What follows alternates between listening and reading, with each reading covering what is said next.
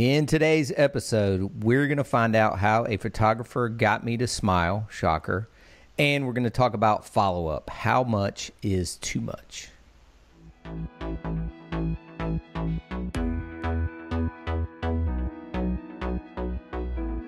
Tonight's DJNTV show is sponsored in part by Electro Voice, DJ Event Planner, ADJ, NLFX Professional, Promo Only, Newmark, and DJNTV Insiders. Welcome, everybody, to the PHDJ podcast. This is Mike. This is Joe. Joe, how you doing? Good, man. I know I said months ago we should stop counting, but this is episode 70. And I think just like birthdays, you know, you don't care about the ones, but you care about the zeros. So I think this is recognized. And 21. So, and 21. 21, and then after that, the decades. So 70, cheers to 70. I already had my coffee. Cheers. I've moved on to water. I'm good, man. Good morning. Well, morning. It's good morning when we're recording, I guess. I have a number of topics to get to in this, but we should start by thanking everybody for the feedback from last week, wasn't it? 100%. It was a love fest. It really was. It really was. Everybody that, one, said that they love the podcast. We appreciate you. And two, offered suggestions on marketing the podcast, helping us spread the word. We genuinely appreciate you guys, and I'm off the ledge. I am officially off the ledge. Promise, Joe? Yeah, I'm off the ledge. No more crazy emails. No. I never seen Almost Famous. You ever seen the movie? Yeah, of course. It's one of my favorite movies of all time. I love that scene. I know you love I love that scene after they all melt down and they get in the bus and nobody's talking to each other, and Tiny Dancer comes on the radio, and a few of them just start singing a little bit, and then they start getting into it a little bit more, and by the chorus they're all saying, and it's music that brings them together. Totally. I kind of feel the same way. It was we had a little difference of opinion, but it was the podcast and it was our listeners and everything that brought us together. Absolutely. Yeah. We'll keep on pushing it out as long as you guys keep coming up with good topics and Mike and I have stuff to talk about. The podcast continues. We will continue. The workshop continues. And speaking of that, I do have one main topic, but a couple things. You don't have SiriusXM, do you? Yeah. Sirius Radio? Oh, you do? Mm-hmm. So I clicked on the app this morning because I always listen to Howard Stern over my breakfast, and they have a brand new channel. I don't know if you've seen it. Channel 4, and I assume it's brand new because I haven't seen it yet. Channel 4 on SiriusXM is called The Wedding Party. And it says classics, new favorites, and tearjerkers for the big day. Wow. So I think any of our listeners that I will definitely, obviously I went with Howard Stern this morning and not the wedding party, but I did click on it. And this kind of goes back to one of our conversations earlier.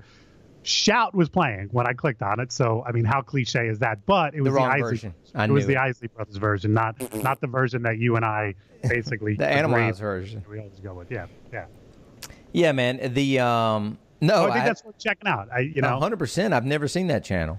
Yeah, I'd have to say it's brand new. I have to look it up, but I've never seen it, so I'm assuming it's brand new. And it's one of those things as DJs, we probably, if you listen for an hour, you'll probably hear nothing but songs that you play. Yeah. But keep in mind, that's what our guests and our brides and grooms might be listening to. They might, if you have a bride planning a wedding in, July, and she sees that, she might spend the day listening to that. Absolutely. So it would be good to kind of. I'd be curious. Some other stuff they're playing on there again that I'm not playing here. Right. Good research channel. So before our main topic, Joe, I want to compliment you. I don't know if people on the video can see this, but I saw this picture yesterday on the internet of you smiling. It's very rare. Yeah, and you know what? I've said that before. I've made that point on these airwaves, and I also make it with my staff. Yeah. Enough with the super serious faces. We're not male models. No, we should actually look like we're having fun, and you look like you're having fun. What brought that about? She caught me in a moment of weakness. Yes. Yeah, you said something funny, smiled. She said something funny, or they pull that thing like think about your kids or something like that. They can get me every once in a while. I don't know. It was just, I think it was it's funny, Mike, that day that we shot that picture, and I just kind of hold them, and trickle them out over the year or whatever, was the same day that we shot the graffiti thing, the picture of me sitting in the chair, the max. Right. I mean, like, I was like, listen, show up at 9, and we're gonna do a series of things from 9 to 9. Basically, you're just gonna shoot around this property. So we had the graffiti thing going over here, and then I changed clothes, and I would go over there and do the Maxell ad, and then we went inside the old house, started taking pictures. So I think it was just probably the end of a long day, and she caught me. Yeah, and I know we've offered this advice before, but if you know a photographer, if you have a close relationship with a photographer, I think every DJ should do something like that. And like Joe just said, not 20 minutes, come over and take a headshot of me, but different outfits, different looks, different backgrounds. You never know what kind of magic you'll get until you see the finished product. And, spend a couple hours, I don't know about a whole day like Joe did, but spend a couple hours with a photographer. Agreed. And look for different looks and outfits. But, maybe it's a stylistic thing, but I just think the smiling shots are better. I think we're hired to have fun. We're hired to bring fun. And I drill this into my staff all the time. Do I have serious pictures of me? Yeah, they're few and far between. Most of my shots, I'm either singing along or smiling or animated or having a fun time. So, yeah, I catch myself in the last little video clip somebody sent me.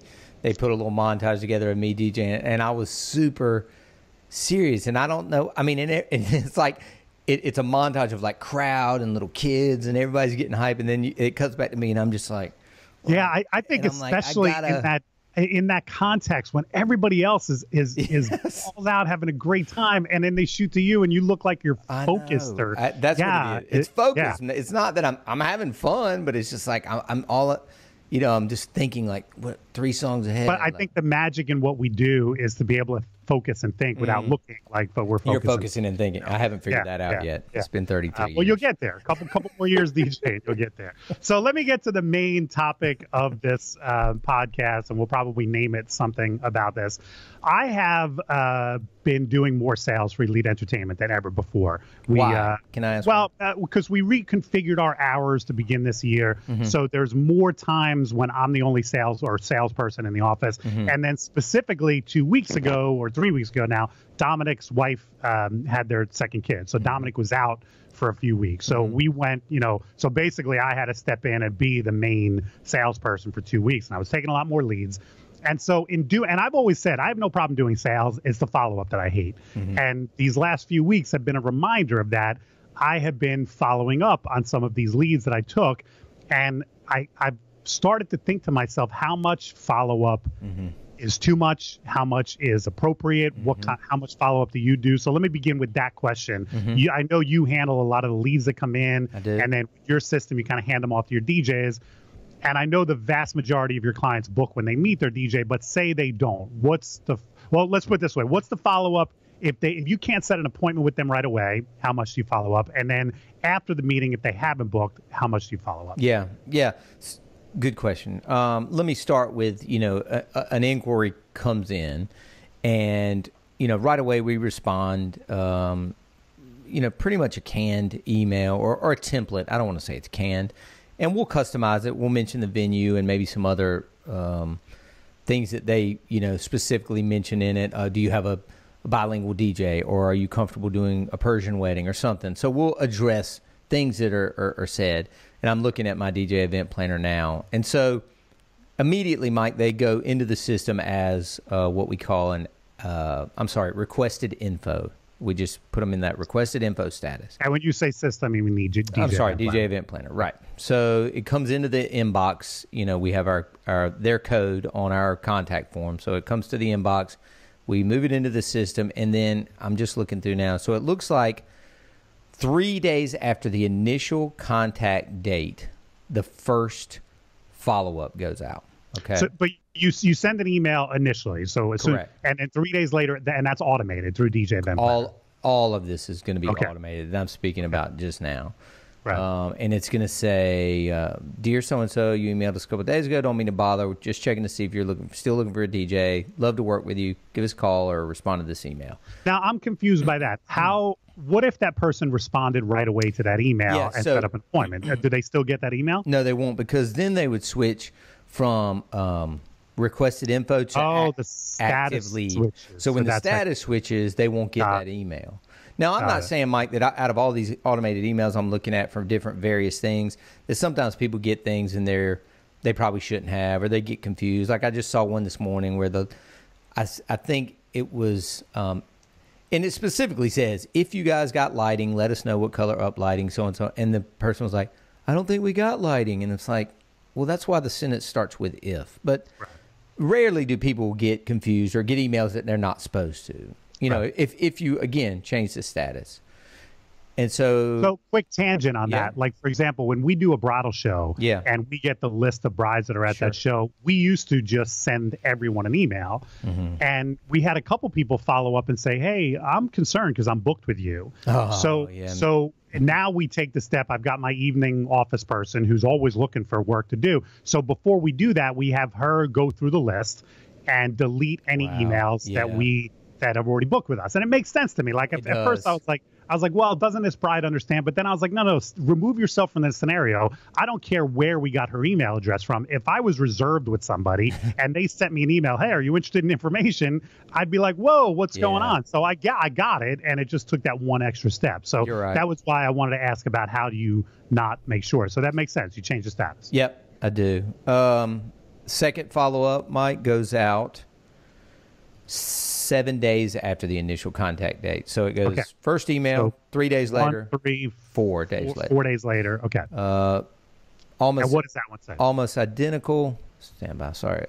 Dear so-and-so, you emailed us about a week ago inquiring about DJ services.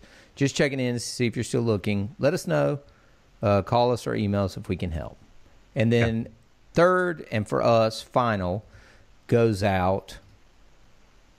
Sorry. Click the wrong thing.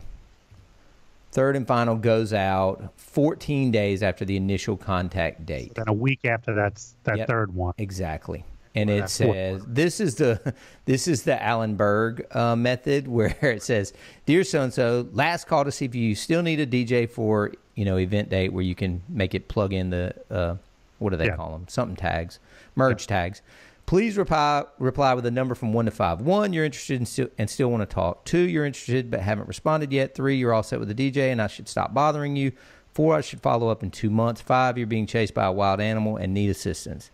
We don't want to pester you but don't want to lose you either. Please let us know if you have any questions or if we can be of service. Right.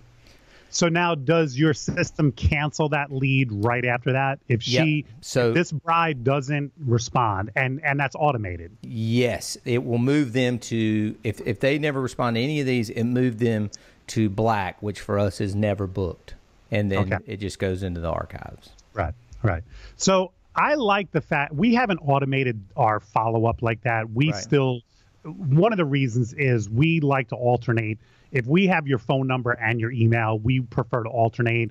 We'll send you an email, then a couple of days later we'll text you, then a couple of days later we'll call you, then a couple of days later we'll email you. So we kind of we I don't want to say we personalize it because that makes automation sound not personalized. But I prefer to just look at each case individually. But here's what I like about the automation. I was kind of hearkening back to the point that Brian. Ooh.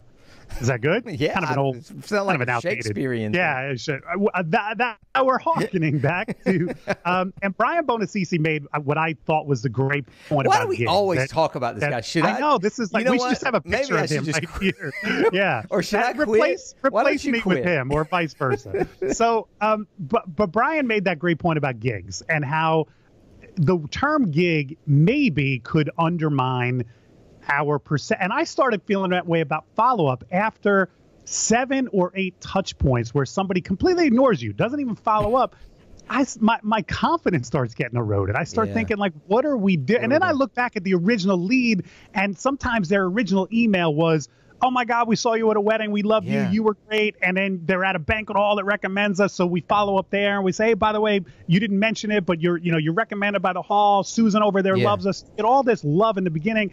And then you look back and 2 weeks later, they haven't responded to 6 touch points. So weird.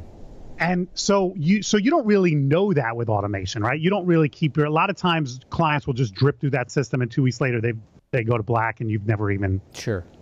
And you're not aware, right? No, exactly. And now every once in a while do they become resurrected, and all of a sudden Right. They might hit you 2 months later. And I'll look. And then you look up and they're in the system. Yeah. And I'll go, dang, they were never booked. That they wound up going to black. Yep. Yeah, I don't know. So let's talk about after appointments. Do you, if Randy meets with them, and I know it's rare that they don't book at the meeting, but I'm sure it happens from time to time. It does happen, yeah. Who then follows up, you or Randy? So, both. So there's, and this is not automated. This is all manual, and it's all done through basically an audit that I do every week. So again, and I apologize to the users that aren't using DJ Event Planner, but Mike and I both use it, and we've through our workshop travels have discovered overwhelmingly that when we ask, what are you using for your CRM, people raise their hand, and it seems DJ Event Planner is the most used one. But anyway, even though we can't get him as a sponsor, we're still gonna say thumbs up to Troy. Even though he's not throwing us any cash every month, we still are firm believers in Troy Ackerman. Love you, Troy. Open that checkbook, but we love you. Anyway, so shoot, now I forgot where I was going with this. I took you off course there, huh? Sorry. No. Oh, so I can just go in, Mike. You know how you go into main and then go to events list, and then you can do a sort by what we have as blue, which is the active leads. And active leads means that somebody responded to my initial email and said, pair us up with a DJ, right? So when they pair up with a DJ, my DJ will confirm the meeting. I'll put a little note in the system or whatever. So basically what I'll do is, and then there's two things I follow up on. One, I follow up on active leads. So all these that are blue right now, usually on Monday, in fact, I've got a little template email that I send out to the DJs. It's not automated. So I flip through the 10 or 12 that are open, and I'll say, what's the status of this email? You know, are you still meeting? Is it dead, alive, whatever?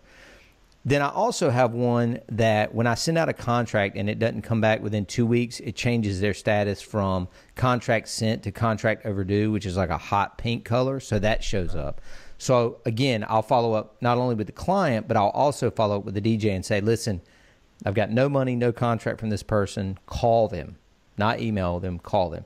Now, again, going back to your original question about after a meeting, normally I'll get my guys to send out 24 hours later, so nice meeting you guys last night. We would really love to DJ your wedding, something like that. Again, they're still in the active lead status, so I'm able to track it from the office as well. And then maybe one more follow-up a week later, and if they just go, you know, again, this is usually from the DJ, maybe from the office. And usually after that, if we hadn't heard from them, we'll just release that date and you're done. Yeah, and done with it. And then do they go into, like, for example, I know you have that monthly newsletter. Do they go into that email list?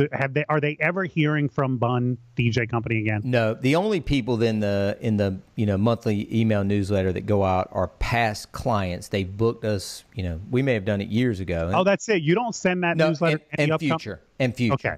Yeah, contract signed, deposit but nobody paid. That has inquired but not booked. No. Okay. That list would be massive, and I think we would get so many unsubscribes, we'd probably get kicked out of MailChimp. You know, you don't. What you get is a lot of don't opens because we dump those emails into that, and they come out once their wedding date is passed. Sure. But if they didn't book us, but we don't get a ton of unsubscribes, but we get a large percentage of them. Yeah. So I posed this question we have a graduate Facebook group as we've talked about. Go ahead. And I posed this question about follow-up. And I don't want to go into specifics because I think we should treat that group similar to the way Think Tank group, treats the information. What's talked about in that group, I think, should stay in that group. And, but the only thing, the bonus is that group is a private group for members that have attended our workshop. Of PHDJ graduates, right? I was glossed over that, but yes. I assume the listeners knew that. But so what I will say is I started a thread, I think it was on Friday, about this, how much top follow-up. And it was interesting to see the diversity of, opinions. Some people who follow up a ton and never let up until this client says, F you, go away. Almost gets a restraining order. Exactly. And then some that say, we had a few that say, I don't follow up at all. I send an initial email. And if they, I invite listeners of this podcast to do the same thing. Comment on whatever platform you're listening to, comment about how much follow-up you do. And I don't think there's a right or wrong answer. I mean, I've seen Jason Janai say that he hardly follows up at all. If people don't like what they've heard, then so be it. So and he's a very successful DJ, obviously. And I know people that follow up meticulously and never stop and run successful companies. So I don't think that there's a right or wrong, but I'm just interested in seeing the diversity of opinions on this topic because I think it's important. I think sales is all about follow-up and it should come down to how much are we willing to do and how much do we want to do and at what point, I wrote the word desperation down. Yeah. Because I wonder if that's how it comes across at some point. If you just continue to email over and over again, does the bride at some point start saying, wow, this guy's company Right. Yeah.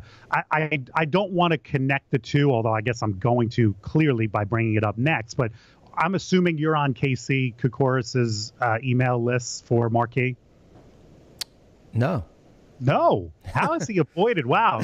Casey, if you're listening to this, info@Bunn DJ Co. You got to add that. So Casey, and listen, I give Casey a ton of credit. He's marketing the hell out of it. Whether Marquee is successful or not, and I know I've spoken to him, it sounds like it's already rolling and ticket sales are going strong. Good. But whether it's here successful or here successful, you could not blame his effort on this. I mean, I think Casey has, rolled up his sleeves and he's hustling and he's grinding and he's doing everything he can to make Marquee in July a huge success.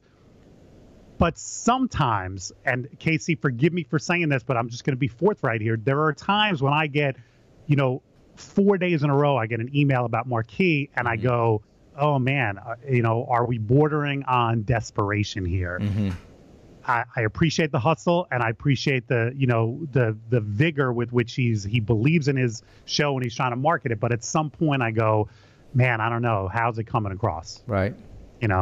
Do you ever feel that way with? Well, I guess you don't, because you don't have that long of a campaign. At 2 weeks out, if you haven't heard from them, you've canceled it. Yeah, I don't go crazy with it, Mike. I mean, like you said, I went back last night after you and I spoke on the phone and read through that thread, and it was pretty mind blowing that no, we don't follow up at all. Original inquiry, we respond to it, and then if they go ghost, we're ghost. And so then, I guess the question why comes up to you specifically. Yeah. Why don't you, at 2 weeks, if you haven't heard from them at the 4 contacts, you move them to never booked? Correct. Somebody who is in our group that would say, Joe, we follow up and we booked clients 7 months after their initial contact, and they've said to us, hey, it was because you kept in touch. So why don't you continue? Especially when you could automate it through DJ Event Planner and never see it again. I don't know. I feel like it goes back to what you were just saying. Is it the desperation thing? At a certain point, yeah. It's a desperation thing, or at a certain point, I feel like we've just become the annoying DJ company. Right. But hold on a second. I think you kind of skipped over this. What's the procedure at Elite? I didn't really get y'all's full rundown. I don't think we have a set time where we give up on a client. Mm-hmm. We continue to follow up manually, because like I said, I want to look at that lead every time we follow up. I want my guys to look at, and this is where, again, DJ Event Planner, you can set that follow-up date 3 days from now, 5. So basically, Chris and Dominic, every day they're in, they look at their follow-ups on the dashboard. Right. And those are the clients. And so, obviously the follow-ups get further apart. So, if it's been a month, maybe they follow up and then set a follow-up date for 2 weeks from now. And eventually we will move them to never booked, or we call it canceled. But it's a case by case basis, and a lot of times it's all based on how strong that initial lead was. If that initial lead was, I saw you on Wedding Wire, then they probably emailed 50 DJ companies that same night, and it's like in modern day Yellow Pages. Sure. So we might cancel them after 3 weeks of contact. But if it's one of those, we saw Jay Thompson at a wedding and we love him and we're booked at the Crystal Point, which recommends you guys, and we love you, then, we keep following up with the assumption that they love us, they really want to book us, but they just weren't, for some reason they reached out to us, but they weren't ready. Prematurely, so we moved them to that contact them every couple of weeks type of status. And a lot of times specifically, it's only when we have another showcase coming up. So we might move them to, oh, you know what? We have a bridal show coming up in mid-June. So let me follow up with them a week before that and just remind them, hey, if you want to come out and see us live, that type of thing. So I don't follow up as much as, there's one specific graduate in our group that follows up every, It's amazing. But I think we follow up a lot more meticulously than you, and for longer than you. Yep, but which is like I said, why I started questioning it last week. Sure, but also the for those of you listening, I mean, as Mike pointed out, I'm pretty much the only person here, kind of doing the leads and dealing with that, unless I go out of town and put Randy here in this seat. But Mike, in addition to Dominic and Chris, sorry. Are salesmen, at the end of the day. Right. So they can do more manually, whereas if you're kind of a one-man show or you're running multiple guys by yourself or, don't have a lot of help, then certainly the automation thing like I said, Joe, I can see the advantage of the automation because, like I said, you don't have to see it. You just let the computer do it, let the internet do it, let DJ Event Planner do it. Yeah. And I mean, I was getting a little down on Friday, emailing like 7 clients in a row, and looking at these leads, going, man, how is this client not even set up an appointment with us yet? It was a hot such lead, a strong referral. Yes. So I mean, part of it was my follow up is getting, is chipping away at my confidence. I was about to say, it hurts your follow up is not doing that because you're not really seeing it. Yeah, no, it'll hurt your soul. All right, I feel like we're going around and around the circles. I think this is good. You want to put a bow on this? Yes, sir. Let's do it. All right. So we should let our listeners know that we are going to be pre-recording for the next 2 weeks. This one was recorded this week, but Joe and I are going to click off of this and pre-record 1 or 2 because I'm going away. I'm going to Iceland. Kelly and I are off to Iceland. Awesome. 12 days. All right, guys. Thanks a lot for listening. As always, subscribe to us on YouTube. Please leave us a review if you get a chance, and we appreciate y'all listening. Thank you. And like I said, this is a commentable topic, so please leave some comments. We'd love to hear from you. Hell yeah. Thanks. Later, Mike.